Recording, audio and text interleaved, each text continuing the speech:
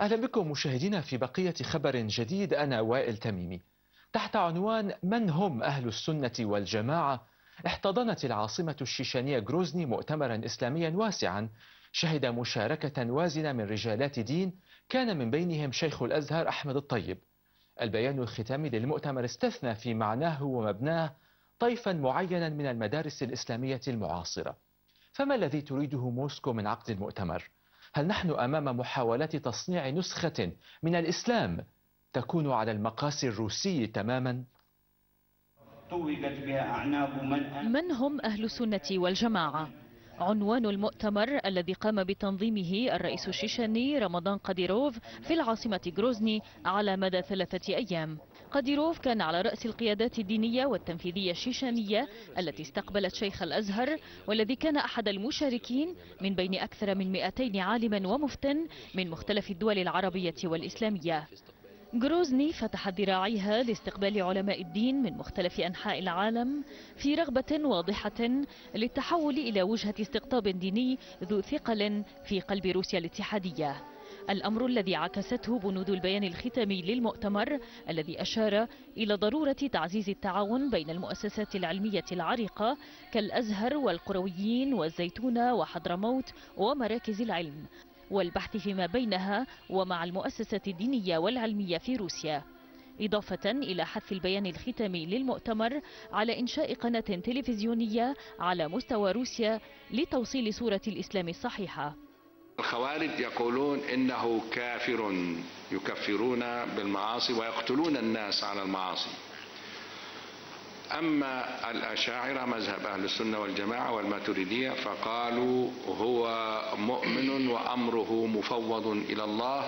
الجمهورية الشيشانية التي شهدت حربين في تاريخها المعاصر، والتي توترت علاقاتها مع روسيا في فترة بداية الألفية الثانية، تغتنم المناسبات للتأكيد على تبعيتها وولائها للبلد الأم.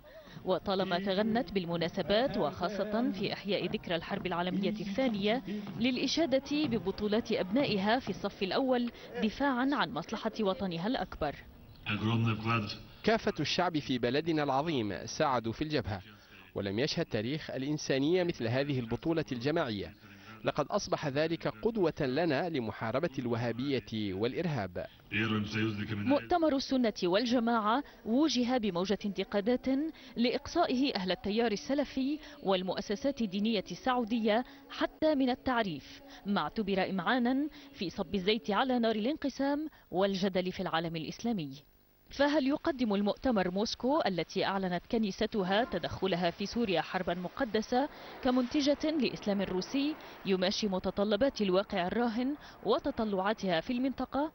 ولعل إحدى الخطوات على هذا الطريق تمثلت في تركيز صناع القرار الروس مؤخرا على نمط الحياة الإسلامية في روسيا، وافتتاح فلاديمير بوتين نفسه مسجدا ضخما في العاصمة موسكو في سبتمبر من العام الماضي.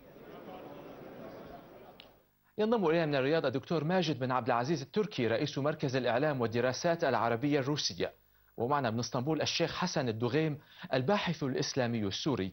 مرحبا بالضيفين. شيخ الدغيم، لماذا قابلتم هذا المؤتمر، مؤتمر غروزني، بكل هذا الانتقاد؟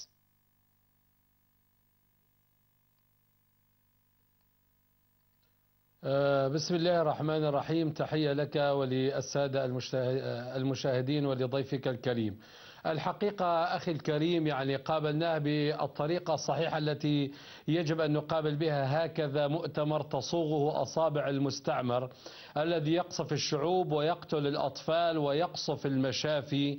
روسيا بوتين والشيشان، ورئيس الشيشان العميل الواضح لبوتين، والذي استخدمته روسيا على مدار حكمه وحكم أبيه لضرب حركات الإسلام الجهادية وضرب الشعب الشيشاني، وممرا إلى العالم الإسلامي بطريقة إسلام جديد تصنعه روسيا، وكأنها كما كانت راعية للكنيسة الأرثوذكسية التي باركت الحملة الروسية على الشعب السوري ووقفت في وجه حريته وساندت النظام المجرم، أيضا تريد أن تدخل من باب كنيسة إسلامية جديدة عن طريق مؤتمر كمؤتمر شيشان لتدخل إلى العالم الإسلامي فتزيد انقسامه وتتحكم بمفاصل القرار وتحطم بيئة المقاومة.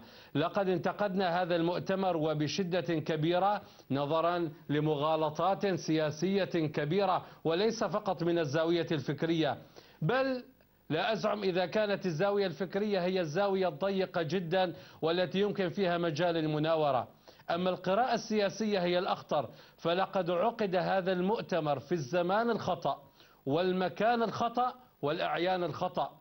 أما الزمان الخطأ فهو الزمان الذي تجتاح فيه الطائرات الروسية والفيالق الروسية عقر دار الإسلام وعقر دار أهل السنة والجماعة لو سمحت لي، وعقر دار الأشاعرة والماتريدية الذين ذهب الشيخ الدغيل لو سمحت لي فقط. يعني كل هؤلاء المشايخ والعلماء ورجال دين كبار، هؤلاء كلهم جرى استخدامهم من قبل فلاديمير بوتين لتبرير قتل المسلمين السنة تحديدا في سوريا.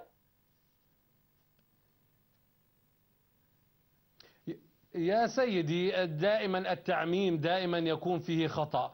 هناك من المغرر به وهناك من طيبي القلب الذين يغفلوا عن شؤون الأمن والسياسة في العالم وعن خطر المستعمرين. لقد استخدم نابليون هؤلاء واستخدم موسوليني هؤلاء واستخدم بوتين أحيانا طيبي القلب لتمرير هذه المشاريع، ولكن هناك رموز وأعيان معروفين كمفتي دمشق عبد الفتاح البزم الذي وقف مع الطاغوت بشار الأسد، وتوفيق البوطي الذي وقف مع بشار الأسد في قصفه لأهل السنة والجماعة وقتله للأشاعرة والماتريدية. في اليوم الذي حضر فيه عبد الفتاح البزم مفتي دمشق مؤتمر الشيشان كان بشار الأسد وشيعة إيران والطيران الروسي يجبر 10,000 من سكان دمشق في ضاحي الدارية على الخروج من منازلهم ليحل مكانهم شيعة من إيران ومن ميليشيات العراق. هل هذه حماية أهل السنة والجماعة؟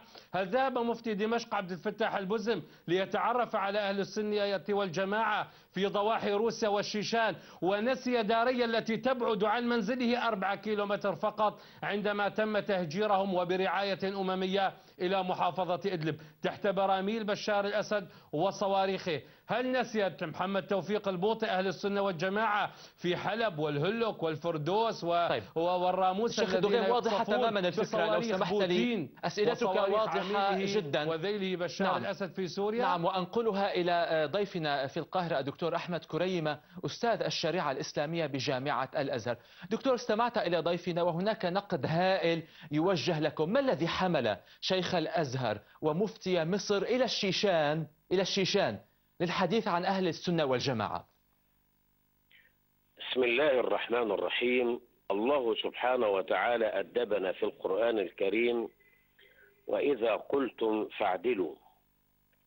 مؤتمر أهل السنة والجماعة في منطقة الشيشان في أواسط آسيا تأخر كثيرا، لأن هناك عدة اعتبارات ينبغي الإلمام بها، ولا تؤخذ الأمور بشخصنة ولا بعاطفية ولا جموح ولا جنوح، مع احترام لوجهات النظر. أولا، منطقة وسط آسيا فيها تغول من المؤسسات السلفية بالتحديد في منطقة الخليج العربي أو في موطن النشأة. هؤلاء أفرخوا العنفين الفكري بتكفير الأشاعرة وإصدارات الشياخ السلفية في السعودية والكويت ومصر تنطق بهذا جهارا نهارا. يتهمون الأشاعرة وهو المنهج الأصلي للإسلام بالزيغ، فساد العقيدة، بالبطلان، المجلات، الإصدارات، الأشياخ، القنوات تكيل هذه الاتهامات ليلا ونهارا. نعم. بالاستقراء في واقع فصائل الخوارج والعنفين الفكري والمسلح، أكثر من ثلثي الذين يقاتلون في القاعدة وطلبان والدواعش وبوكو حرام والشباب الصومالي ثقافتهم سلفية وهابية، فكان يجب منذ أزمنة التصدي لسوء استخدام أهل السنة والجماعة من قبل المتسلفة الذين يحتكرون فهم الإسلام زورا. والآن جاءت الفرصة دكتور كريمة لو سمحت لي تحت رعاية فلاديمير بوتين والكريملين، جاءت الفرصة لتحديد من هم أهل السنة والجماعة هكذا. يا أخي الكريم لا تقاطعني، أنا استمعت. لا أنا أستوضح منك يا دكتور كريمة، لا أقاطعك، أستوضح منك أخي الحبيب وإلا سأغلق الاتصال. لا واصل. أولا نحن مؤسسة في مصر لا نأخذ تعليمات من الآخرين، ونحن نقوم بحماية الوسطية الإسلامية وهي ثقافة الأزهر الشريف، والأزهر لا يأخذ تعليمات من فلان أو من علان. نحن قد حضرت منذ سنوات في عهد الإمام الراحل الشيخ محمد سيد طنطاوي مؤتمرا في دولة طاجستان عن الإمام الأعظم أبي حنيفة النعمان، ويناله النصيب الوافر أيضا من المتسلفة والوهابية.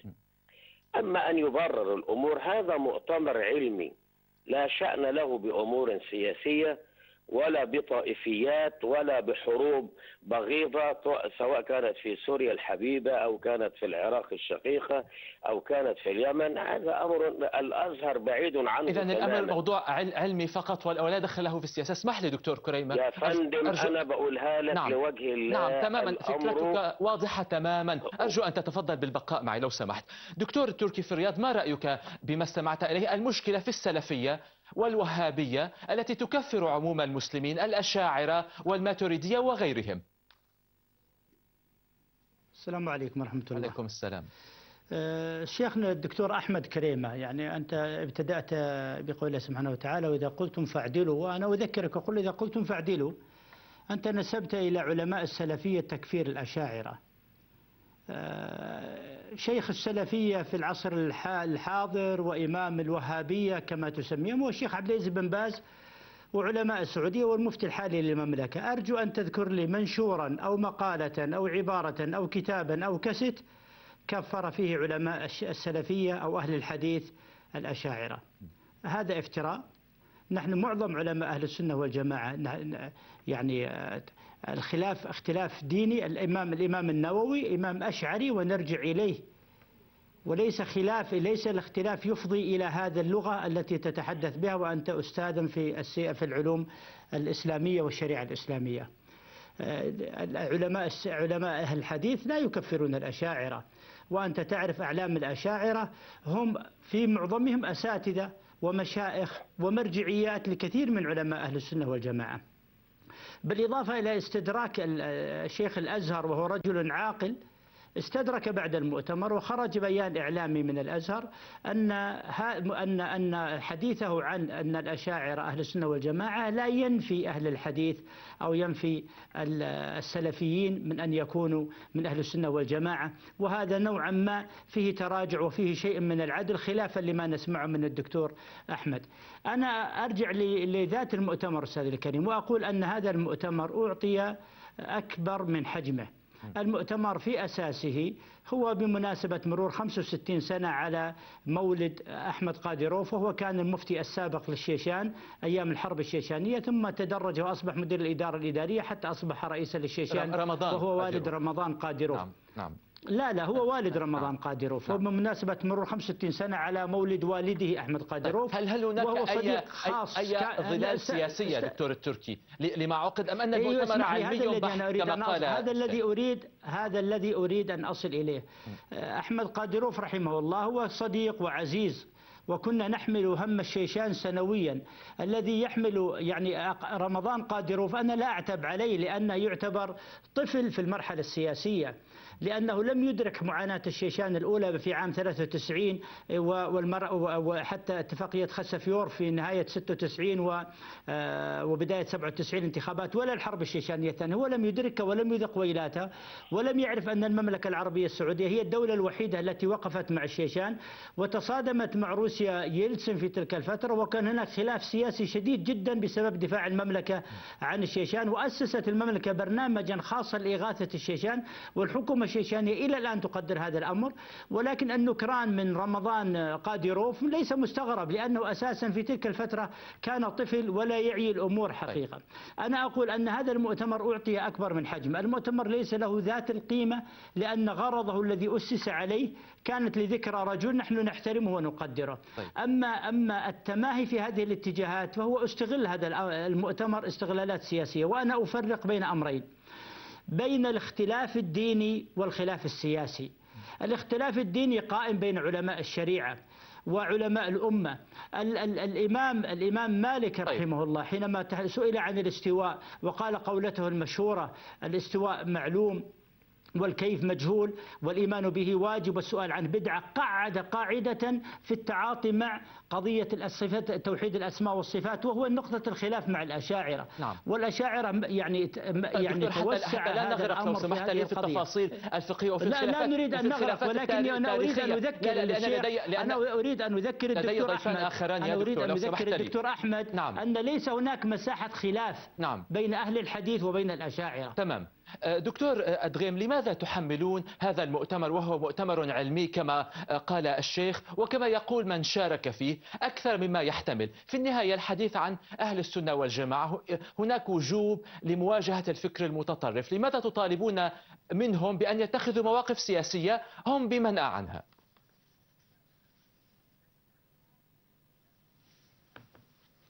يا سيدي الكريم، من حق أي عالم أن يناقش المسألة العلمية التي يريد، لكن يجب أن تكون في السياق الصحيح وليس في السياق الخطأ. يعني كثير من الصالحين عندهم غفلة في شؤون السياسة كما أسلفنا. يعني عندما مثلا يحتاج أن يتناقش من هم أهل السنة والجماعة، يتخاطر العلماء، تختار المؤسسات الرسمية عند أهل السنة والجماعة. لماذا لم توجه الرسائل إلى هيئة كبار العلماء في المملكة العربية السعودية؟ أنا لست سلفيا، لكن هذا من مواجهة خطأ صغير بخطأ كبير ومسيس تدعمه دولة محتلة تقتل شعب السنة والجماعة.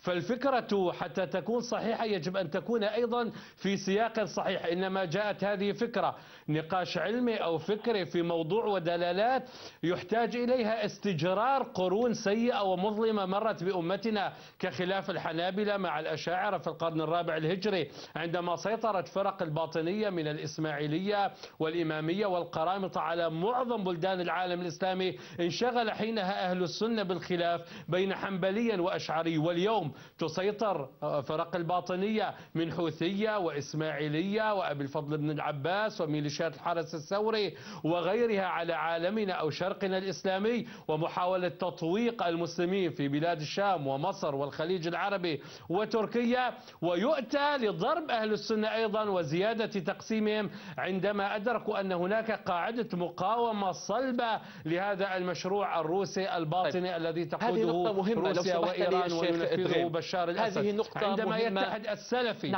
والماتوريدي، لحظة بس كلمة بالله، عندما فقط كلمة، عندما اتحد السلفي والأشعري والصوفي والماتوريدي في داريا وفي دوما وفي عربين وفي إدلب وفي حلب، رأت روسيا أنه من المصلحة أنه يجب تقسيم أهل السنة والجماعة وزرع الخلافات القديمة بينهم والزج بالجدل الفكري على الجبهات العسكرية.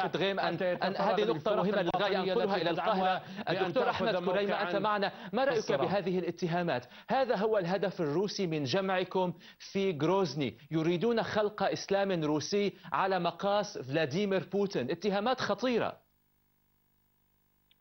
بسم الله الرحمن الرحيم. نذكر بقول الله تعالى: إن الله يأمر بالعدل والإحسان وإيتاء ذي القربى وينهى عن الفحشاء والمنكر والبغي يعظكم لعلكم تذكرون. احنا بنؤكد أن الأزهر يمارس دورا وطنيا ودورا علميا، ولا شأن له بألاعيب السياسة ولا بالطائفيات ما بين سياسة الشيعة وسياسة السلفية، ولا بالصراع الدنيوي الذي الحاصل في منطقة الخليج بين العرب والعجم. الأزهر الشريف يسعى لإعطاء الصورة الصحيحة عن الإسلام. أما ما تفضل به سماحة الشيخ لعله من المملكة العربية السعودية التي نحترمها ونحبها، وقال يعني أين تكفير المتسلفة، وهو الوصف الصحيح للأشاعرة. أرجع حضرته إلى كتاب عنده اسمه فتاوى علماء البلد الحرام، طبعة الجريسي بالرياض، وإلى مجلة الفرقان جمعية إحياء التراث بالكويت، وإلى مجلة التوحيد لسان حال جماعة أنصار السنة. يرجع إلى الأشياخ المتسلفة في مصر لا يكفون في قنواتهم وإصداراتهم ومجلاتهم عن اتهام الأشاعرة، وهم المعبرون عن صحيح الإسلام، يتهمونهم بأنهم عندهم زيغ وفساد في العقيدة، ويعدون من العراقيل أمام الدعاة وأمام العلماء. هذا من ناحية. وأنا أرجو من علماء المملكة وفيهم عقلاء نحترمهم أن يصدروا بيانا واضحا أن الأشاعرة هم مسلمون مؤمنون. أنا أتحدى أن يصدر بيان مثل هذا لا من السعودية ولا من أشياخ السلفية في الكويت ولا من أشياخ دكتور، هذه النقطة واضحة جدا، لكن سألتك عن الجانب السياسي. كيف تقول أنكم لا تتعاطون مع السياسة؟ طيب أنتم عفوا دعني فقط أسأل السؤال. سميتم مؤتمركم من هم أهل السنة والجماعة. طيب ما رأيك بفلاديمير بوتين الذي يقتل أهل السنة والجماعة في سوريا؟ هل تجرأتم على أن تقولوا كلمة واحدة له؟ يا سيدي الكريم، أولا أنتم تكيلون الاتهامات، وإحنا نقول إحنا لسنا مدانين حتى لا. أنا أسأل، لا أتهمك يا دكتور، أنا أسألك ولا أتهمك، أنا أسألك. اسمعني للآخر. طيب اسمعني للآخر. إحنا لسنا في الأزهر مدانين فنعتذر، ولسنا متهمين فيدافع عنا. قلت لك لا شأن لنا بصراعات سياسية. الحروب التي في منطقة الخليج والشام حروب مذهبية أشعلها من أشعلها. الحرب في اليمن حرب ما بين الشيعة الزيدية والمتسلفة. الحرب في العراق طائفية ما بين الشيعة السياسية وما بين أهل السنة. الحرب في سوريا هي حرب لمصالح دنيوية، وكل حزب بما لديهم فرحون. حرب تخوضها روسيا أيضا يا دكتور، حرب تخوضها روسيا التي اجتمعتم تحت ظلالها. أنت لست محايدا، يوصفني أنك لست محايدا. يا شيخ أنا أسألك أسئلة.